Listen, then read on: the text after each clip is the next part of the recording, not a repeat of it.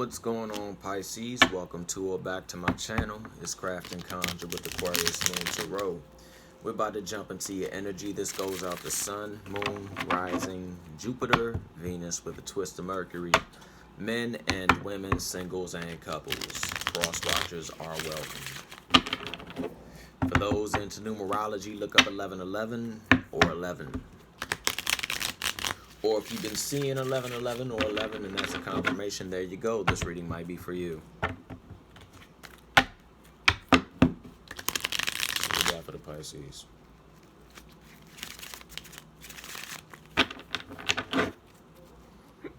Excuse me, hiccups. What we got? Spirits, gods, goddesses,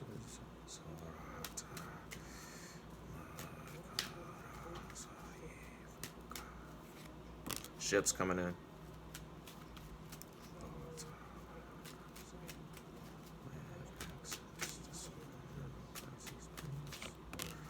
Balance is required at this time.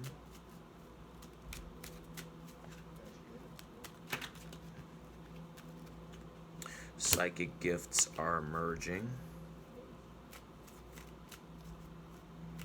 Balance shall be restored.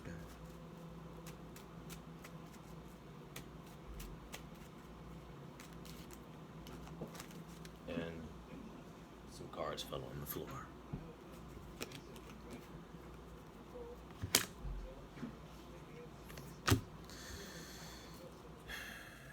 Balance is needed at this time. It's a good time to remain balanced, so the waters that your ships are riding in on don't capsize. These aren't so much financial blessings this go around, even though I'm not saying you can't land some financial blessings, but I'm picking up on these ships being connected to the increase of psychic and intuitive abilities. That's why balance and remaining in that temperance energy is vital at this time. For those who have been really meditating and really working on developing their senses, you're about to have a major fucking breakthrough. This breakthrough is really gonna put you on par, and in reality, it might scare a few of y'all. So don't worry, you just waking up a bit more. You're evolving, you're expanding, you're becoming more aware, so forth and so on. And that awareness is really gonna somehow trigger you to walk away from someone that was from your past. 6 of Cups, 8 of Cups. This isn't going to be so much of a reunion. This is going to be someone that you literally get an epiphany about. And you might just be like, nah, I can't be that person's friend anymore. Or we can't date anymore. You're going to walk away. And you're going to walk away with confidence. So forth and so on. Etc, etc, etc. Alright, thank you, universe, because that made no damn sense.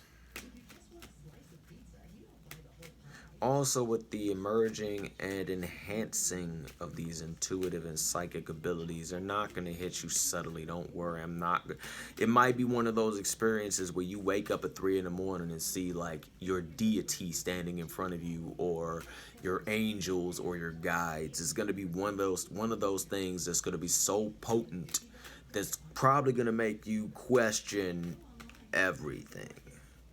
The ray of reality, the universe, etc, etc, etc. But also, pretty much for that 8 of Cups and 6 of Cups, you pretty much, you know.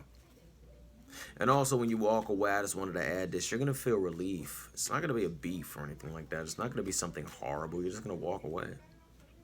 You're just going to be like, you know what, we ain't vibing no more, you know. With the increase of these intuitive psychic abilities, so forth and so on, etc, etc, etc, and other things that pertain just to, it doesn't have to be, you know, divination. It can be any ability. It can be what you've been focusing on. It can be a specific aspect of your craft that you've been focusing on. You can expect an increase in that because you're going to have you're going to have a serious outpour of. If a few of you are wondering how to trigger your abilities or what you know, use your emotions. Some people trigger them different ways, but you got to find your trigger. And honestly, if you wonder why your abilities flare up during certain times, document what you're feeling prior to your ability flaring up. All right. What I mean by flare ups is this, not an activation of so forth and so on, like, oh, an ability, more like an explosion where you go full Don Dada like Sam Winchester and you're like, what the hell just happened? You know? So kind of like that flare up of ability. It could be fun, but sometimes it can be terrifying. Let's just keep it real. But you are going to have an outpouring of emotional energy, and that's going to help you tap into the Empress energy more and the King of Cups energy more. The Empress is about fertility, as we all know. So if you're not expecting, and you've been doing a lot of the hanky panky, then just wanted to toss that out there. But also it's more of just the creative emotional thing, so forth and so on, I'm picking up. And for those that are single, there is an energy of the King of Cups in your life, but also this can be you as well, gentlemen. This can be you as well, ladies, so forth and so on. And I really sense that the Page of Cups is going to freak out a lot of dudes, because you're really going to get an access to something that not a lot of men have access to, which is a part of their psyche that many men have suppressed over the years, or just have been told not to engage in, or just never knew existed, just never knew existed. And if you're a lady, ladies, you're gonna tap into that aspect that you never knew existed, and it's gonna be like, holy crap, holy shit. So, good to go. Just know that you will start to see through illusions more with the moon, but also I'm connecting the moon to the Page of Cups, to the Three of Wands, and to the Ace of Cups. And the moon is about psychic abilities, defensive magic, so forth and so on. So I would really suggest, when you learn where those abilities are flaring up from, and when you learn how to really just experience them and flow with them, you'll realize that you can access them at any given time. But the most beautiful time to access them is when they just cut on by themselves and say, this is what you need to see, or this is what you need to experience at that specific time. That's when they can be the most potent, because that's when it usually connects with people. But also take the energy that you have and get into it. I do hear defensive magic, which I don't really think, I'm not meaning on the aspect of somebody coming at you with a curse or a hex. No, that's not where I'm going with it. But things of defensive magic, offensive magic, spiritual defense, spiritual protection, it's I'm not for attacking anyone, but again, I say spiritual offense is good to learn, because you never know who you might run into in life. You might run into a real dick, let's just keep it real, and they might just want to destroy you, and they might be versed in magic or some form of spirituality that attacks people. Predatorial spirituality, yeah, that exists. That's a thing. And it can be beneficial if you're using it on the astral to end an enemy. Like an entity or something that's coming at you. Sometimes you have to become the predator to eliminate the predator. Sometimes it's good to become the hunter. So basically what I'm saying is, step up, allow that energy to flow, and apply it to something. Work on some defensive techniques, some offensive techniques, so forth and so on. Everybody knows I love on this channel, but also I'm a witch, and I'm gonna be the first one to say out here that if there can be negative thoughts from humans, imagine what those negative thoughts can do if they know what they're doing with them, and they know how to target someone. That's all I'm saying.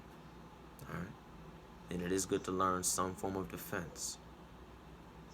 That part of the message goes out to a specific person that comes to my channel every now and then. Her name is Short and Angry. She knows who she is. Time to get your defensive and offensive on game, okay?